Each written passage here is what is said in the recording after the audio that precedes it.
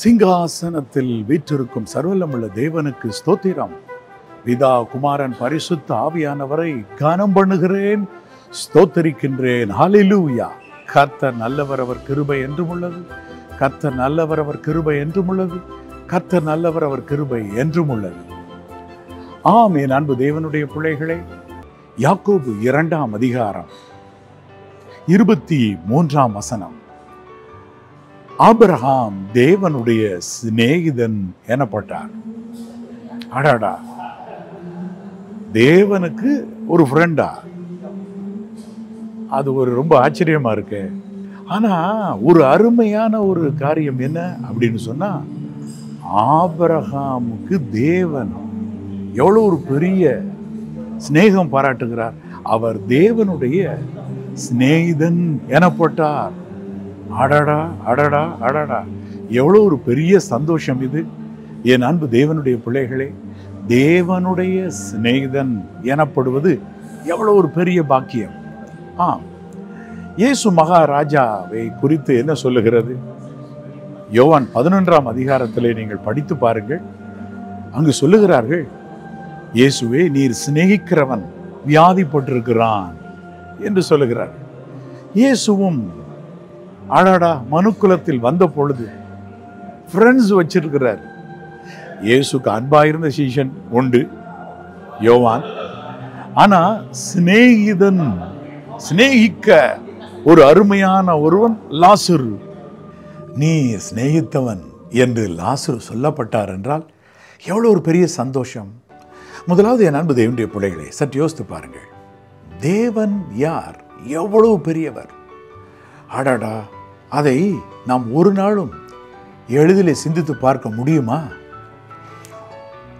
ஒரு சிறு குழந்தை ஒரு கிறிஸ்தவ குடும்பத்திலே பிறந்து வளர்ந்தாலும் ஆளாகி வாலிபனா வர்றப்ப நான் தேவனை சந்திக்கணும், அதுக்கு நான் என்ன செய்யணும் அப்படின்னு சொல்லி யோசிக்க ஆரம்பிக்கிறான். நான் தேவனை எங்கே கண்டு சந்திக்கலாம்? யோபு சொன்னது போல, நான் எப்படி அவரை பார்க்கலாம், அல்லது அவரை எப்படி சந்திக்கலாம்? அவரை நான் ருசிக்கணும், அவருடைய அன்பை ருசிக்கணும். Where is God? I want to meet him.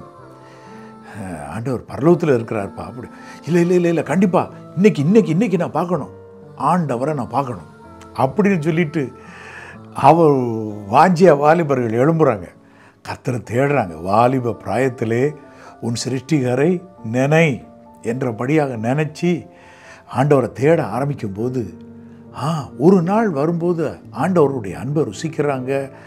தேவனுடைய அன்பை அளவில்லாமல் ருசிக்கிறாங்க. அவருடைய மகத்துவ நன்மைகளெல்லாம் கண்டுபிடிக்கிறாங்க. வேதத்திலிருந்து ஆராய்ச்சி கண்டுபிடிக்கிறாங்க. என் அன்பு தேவனுடைய பிள்ளைகளே, ஒரு அருமையான பாட்டு கூட நம்முடைய சண்டே கிளாஸ் மற்றும் விபிஎஸ்ல பாட கேட்டிருப்போம். நம்முடைய தொலைக்காட்சியிலிருந்து போட்ட ஒரு பாட்டு. சின்னவனுக்கு பெரிய ஃப்ரெண்டு, நம்மை பெரியவரா மாற்றும் ஃப்ரெண்டு. இயேசுவுக்கு ஃப்ரெண்டு யாரே யாரே, நீயோ நானும் தான் சொல்லே.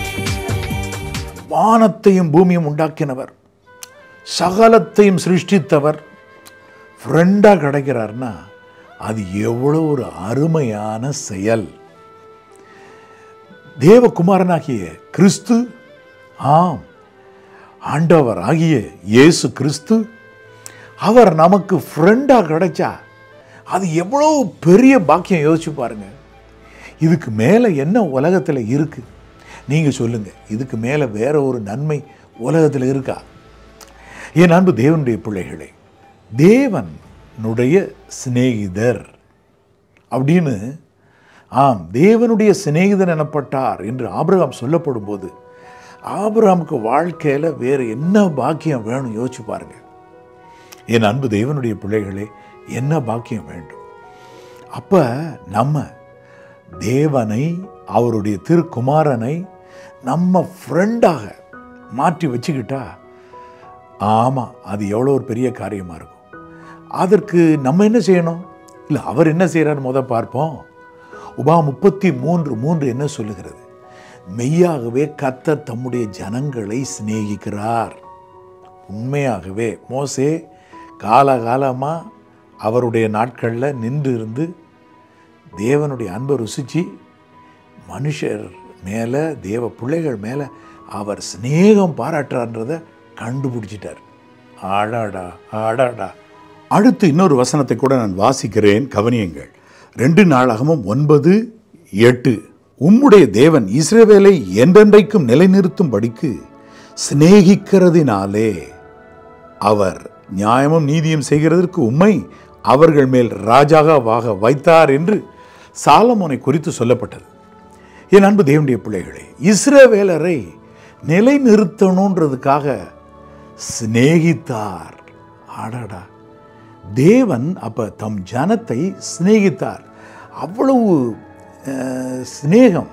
என் அன்பு தேவனுடைய பிள்ளைகளே, அவ்வளவு அன்பு சிநேகம் தேவன் பாராட்டுகிறார்னா இஸ்ரவேலை நிலைநிறுத்தணுன்றதுக்காக அழகாக சாலமோனையும் கூட அழகாக ராஜாவாக வச்சு அழகு பார்க்குறாருன்னா, அப்போ நம்ம தேவனுடைய உள்ளத்தை நல்லா புரிஞ்சுக்கிடணும்.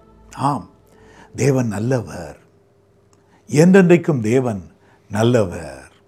ஒன்று நல்லா புரிஞ்சுக்கிடுங்க, அனந்த ஞானம் உள்ளவர், அன்பே உருவானவர், தம் ஜனங்களை சிநேகிக்கிறவர். அப்போ தேவனை குறித்த தவறான எண்ணங்கள், ஆமாம், ஒரு பக்கத்தில் தேவன் மிகவும் பெரியவர், அவருடைய அறிவு அளவில்லாதது, அவருடைய முழு தன்மையோடு அவரை முழுசும் ஒருத்தர் பார்த்து முடியாது, அவ்வளோ பெரியவர். அவருடைய பாதபடி பூமியை முழுசுமே நம்ம இருக்கிற இடத்துல பார்க்க முடியுமா இருந்துக்கிட்டு? அதுக்கு நிலவுக்கு போனோம். என் அன்பு தேவனுடைய பிள்ளைகளே, வானம் எனக்கு சிங்காசனம்னு சொன்னார். முழு வானமே சிங்காசனம்னா சிங்காசனத்து மேல் வீற்றிருக்கிறவர் எப்படி பார்க்க முடியும் பாருங்க, அவ்வளோ பெரியவர். ஆனால் இருதயத்தில் சுத்தமுள்ளவர்களுக்கு மாத்திரம் ஒரு கிருபை தர்றார். அவர்கள் பாக்கியவான்கள், அவர்கள் தேவனை தரிசிப்பார்கள். என் அன்பு தேவனுடைய பிள்ளைகளே, ஆமாம், அப்படியானால் இன்றைக்கு தேவனுடைய சிநேகிதர்களாக மாறுங்க. சிநேகிதன் எல்லா காலத்திலும் சிநேகிப்பான். இயேசு மகாராஜா சிநேகிதராக தான் வச்சிருந்தார். யார? ஈஸ்வரில் கூட. அதனால யூதாஸ் காட்டி கொடுக்க வந்த உடனே கேட்டார், சிநேகிதனே, முத்தத்தினாலேயா என்னைய காட்டி கொடுக்குறப்பா அப்படின்னு சொன்னார்ல.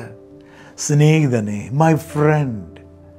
அடாடாடா, ஆண்டவர் நமக்கு ஃப்ரெண்டாக இருக்கிறார். ஆனால் அவரை மறுதளிச்சிடக்கூடாது, அவரை காட்டி கொடுக்கக்கூடாது. யூதாஸ் காட்டி கொடுத்தார். அதனால் அவருக்கு 30 வெள்ளிக்காசு வந்துச்சு, அது வீட்டில் தங்குச்சு. அவருக்கு தூக்கி தேவாலயத்தில் எரிந்து போட்டார். அதை கூட அந்நியர்கள் அடக்கம் பண்ணுறதுக்கு தான் அந்த பணத்தை இல்லை ஒரு நிலத்தை வாங்கணும்னு கொண்டு போயிட்டாங்க. அப்படின்னா அந்த பணத்தை கொடுத்தவங்க அது திரும்ப உள்ளே வரும்போது அது ரத்த கரையம்னு பார்க்குறாங்க பார்த்தீங்களா? ஆமாம், அவ்வளோ பெரிய தீமையை செஞ்சிட்டார். சிநேகிதனாக இருந்து இயேசுவின் மேலே அன்பே இல்லாமல் காட்டி கொடுக்க போனால் அது எவ்வளோ ஒரு பெரிய துரோகம். அந்த துரோகம் நமக்கு இருக்கக்கூடாது, நம்ம வாழ்க்கையில் இருக்கக்கூடாது. எப்படி எங்கள் வாழ்க்கையில் துரோகம்லாம் இருக்குன்றது எப்படி சொல்கிறீங்க? நான் எங்கே போய் இயேசுவை காட்டி கொடுத்து? வேதம் சொல்லுகிறது, சத்தியத்தை நம்ம அறிகிறவர்களாக இருந்து மனப்பூர்வமாய் பின்பு போய் பாவம் செய்தால் நம்ம ஆண்டவரை ஒருவேளை மறுபடியும் அவரை சிலுவையில் அறைந்து அவமானப்படுத்துகிறது போல இருக்கிறது. அந்த ஒரு செயல் நமக்கு துரோகம் பண்ணுற செயல் மட்டும் தூரமாக இருப்பதாக. என் அன்பு தேவனுடைய பிள்ளையே, இயேசு மகாராஜாவுக்கு துரோகம் பண்ணக்கூடாது. ஆம், இந்த உலக சிநேகம் தேவனுக்கு விரோதமான பகை என்று அறியுங்கள் என்று கர்த்தருடைய வார்த்தை சொல்லுகிறது. உலக சிநேகம் தேவனுக்கு விரோதமான பகை. வேண்டாம் ஆண்டவரே, இன்றைக்கு நீர் எனக்கு போதும், நீங்க போதும் கர்த்தாவே. வேதவசனம் சங்கீதம் 146:8 என்ன சொல்லுகிறது? கர்த்தர் நீதிமான்களை சிநேகிக்கிறார். நீதிமான வாழ்ந்தீங்கன்னா கர்த்தர் உங்களை சிநேகிக்கிறார். நீங்க அவருடைய ஃப்ரெண்டு. நீதி செய்யுங்க, நீதியா வாழுங்க. அநீதி இல்லாம கர்த்தருடைய வார்த்தை சொல்லுகிறபடி ஓடி பாருங்க. ஆண்டவர் நிச்சயமா உங்களுக்கு தரிசனம் கொடுப்பாரு. நீங்க அவர் ஃப்ரெண்டு இல்லை, ஆபிரகாமுக்கு நான் செய்கிறதை மறப்பேனோ அப்படிங்கிறார்ல. என் அன்பு தேவனுடைய பிள்ளைகளே, ஏசாயா 41:8 படிச்சு பாருங்க. என் சிநேகிதன் ஆகிய ஆபிரகாமின் சந்ததியே, நீ பூமியின் கடையாந்திரத்தில் மட்டும் சிதறி கிடந்தால் நான் அவனை கொண்டு வரேன் பண்றார். ஏன்? எதற்காக? அவங்க மேலே ஒரு அக்கறை, 1000 தலைமுறைக்கு இரக்கம் பாராட்டுவேன் அப்படின்னு சொன்னா ஒரு விசேஷமான இரக்கம். என் அன்பு தேவனுடைய பிள்ளைகளே, அப்படி என்றால் தேவனுடைய சிநேகிதர்களாக மாறுவதற்கு, அவருடைய குமாரனுடைய சிநேகிதர்களாக மாறுவதற்கு நம்ம ஒரு தீர்மானம் எடுக்கலாம். இன்னைக்கு கர்த்தருடைய பரிசுத்த நாமத்திற்கு ஸ்தோத்திரம். இதில் இன்னும் ஒரு காரியம் என்னன்னா, பரிசுத்த ஆவியானவர் குறித்து வேதம் என்ன சொல்லுதுன்னா, தேவனுடைய அன்பு, இயேசு கிறிஸ்துவின் கிருபை, பரிசுத்த ஆவியானவருடைய ஐக்கியம். இப்போ தேவன் அன்பில் ஸ்பெஷல், குமாரன் கிருபையில் ஸ்பெஷல், ஆவியானவர் ஐக்கியத்தில் ஸ்பெஷல். அப்போ ஆவியானவரும் பார்த்தீங்கன்னா உங்கள் மேலே கொள்ள பிரியம் வச்சு அவருக்கு பேரை கிருபையின் ஆவி அப்படின்னு சொல்லப்படுது. ஃபுல்லாக முழுக்க முழுக்க கிருபையினால் நிறைஞ்சவர்.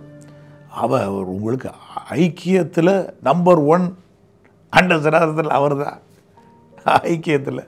அப்படின்னா அவரை ஃப்ரெண்டு பிடிச்சி வச்சுக்கிடுங்க. அவர் உங்கள் கூட இரவும் பகலும் சம்பாஷித்து நடத்தி, நீங்கள் ஏதாயிலும் தவறு செய்ய போங்கன்னா கண்டித்து உணர்த்தி, வசனத்தை உங்களுக்கு போதித்து நினைப்பூட்டி, ஆற்றி தேற்றி, ஏந்தி சுமந்து தாங்கி தப்புவித்து நித்திய வழியில், நித்திய ஜீவ வழியில் நடத்துவார். போதக சிச்சை சில நேரம் சிச்சித்து நடத்துவார். ஆனால் போதக சிச்சையை தான் ஜீவ வழி, கட்டளையே விளக்கு, வேதம் தான்ப்பா வெளிச்சம். சில சொல்லுவாங்க இந்த காரியத்துக்கு எல்லாம் யாருக்குப்பா தெரியும், கடவுளுக்கே வெளிச்சம்பாங்க. நோ, கத்துறதெல்லாம் உங்களுக்கு எழுதி கொடுத்துருக்காரு. வேதமே வெளிச்சம், எந்த காரியத்துக்கும் சரி வேதாமத்தில் விடை இருக்குது. என் அன்பு தேவனுடைய பிள்ளையே விடை இருக்குது. ஆகவே இன்றைக்கு ஆண்டுடைய கைகளில் உங்களை ஒப்பு கொடுங்க. கர்த்தாவே, நீர் என்னுடைய சிநேகிதர் எனப்பட்டா அது மட்டும் எனக்கு போதும். வாழ்க்கையில் வேறு ஒன்றும் வேண்டாம், அது போதும். ஆபிரகாம் கர்த்தர் சொல்கிறதெல்லாம் அப்படியே கேட்டு கேட்டு கேட்டு நடந்துக்கிட்டே இருந்தார். நீ நடந்து தெரிப்பான நடந்திருக்கிறார். அவர் சொல்லுக்கு கீழ்ப்படிந்ததுனால ஆபிரகாம் மேலே ஒரு விசேஷித்த கவனம். அதனால் ஆபிரகாமின் குமாரனான தாவீதின் குமாரனாகிய இயேசு கிறிஸ்து என்று இயேசு அழைக்கப்பட்டார். தாவீதின் குமாரனே என்று சொல்லியும் அழைக்கப்பட்டார். அப்படின்னா அந்த அளவு ஆபிரகாம், தாவீது தேவனுடைய உள்ளத்தில் இடம் பிடிச்சிருக்கிறாங்க. மனுஷரும் அவர்களுடைய நற்கிரியைகளை கண்டு சாட்சியிடுறாங்க.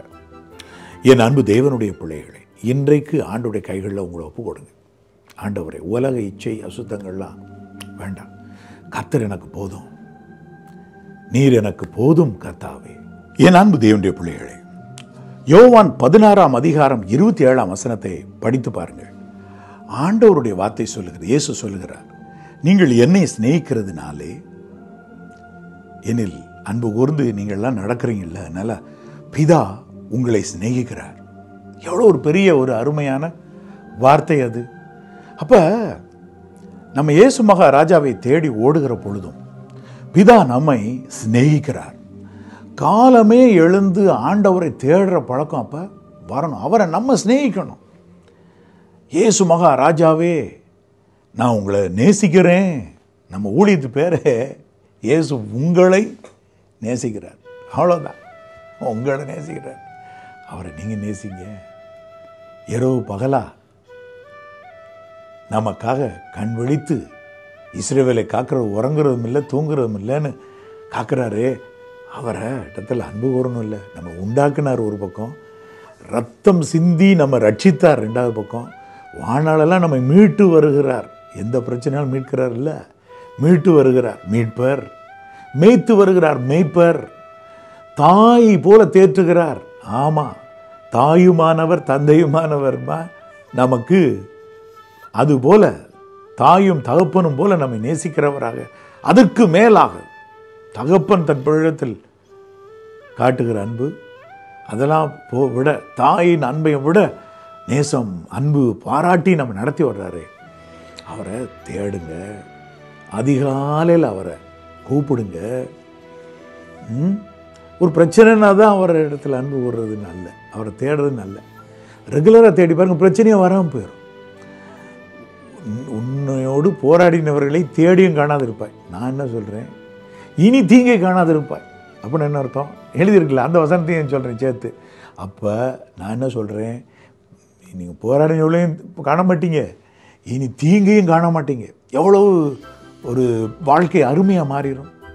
என் அன்பு தேவனுடைய பிள்ளைகளை, இன்றைக்கு ஆண்டவரே, நான் உம்மை நோக்கி கெஞ்சுகிறேன், எனக்கு இறங்கும், உம்மையே நான் பற்றி கொள்ளுகிறேன், உம்மையே நேசிக்கிறேன் என்று நீங்கள் ஓடி வருவீர்கள் என்றால் ஆண்டவர் உங்களை அழகாய் அருமையாய் நடத்துவார்.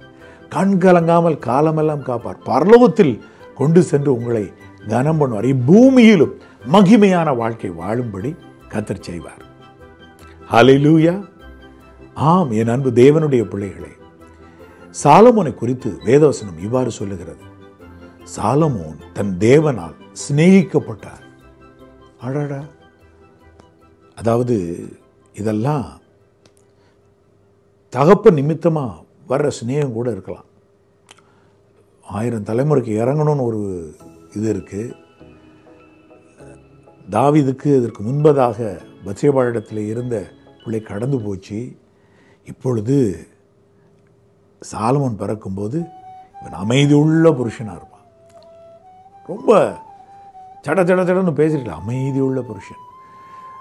அவன் மேலே தேவன் அன்பு வைத்து சிநேகிக்கிறார் பாருங்க. பெற்றோர் நிமித்தமாக கூட உங்கள் மேலே கர்த்தருடைய சிநேகம் இருக்கலாம்.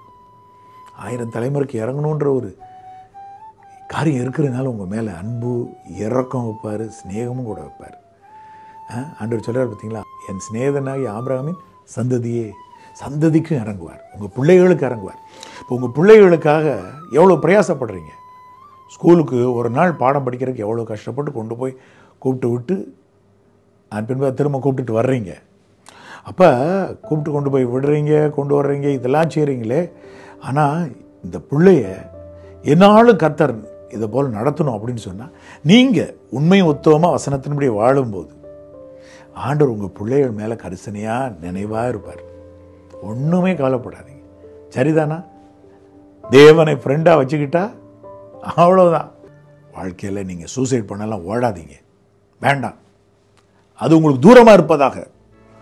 நோ நோ நோ நோ அப்படிப்பட்ட பிரச்சனைகள்லாம் பார்த்து ஓடுற ஓட்டம் வேண்டாம். தேவனை ஃப்ரெண்டாக வச்சுக்கிடுங்க. அவர் உங்களுக்கு எல்லாத்தையும் சுக்கானை பிடிச்சி திருப்புறது போல் உங்கள் வாழ்க்கையின் சுக்கானையே திருப்புவார். உங்களுடைய பயணம் அருமையாக அமையும். ஒரு ஜெபம் செய்வோமா? ஜெபம் செய்வோம். என் அன்புள்ள பரிசுத்த பரலோக பிதாவே, என்னுடைய செய்தியை கேட்டுக்கொண்டிருக்கிற ஒவ்வொரு தேவனுடைய பிள்ளையும் தேவனுடைய ஃப்ரெண்டாக மாறணும், இயேசு மகாராஜாவுக்கு ஃப்ரெண்டாக மாறணும்னு வாழ்க்கையில் ஒரு திட்டத்தோடு ஓடட்டும் கர்த்தாவே. ஆம், பெரிய காரியங்களை கர்த்தர் செய்வீராக.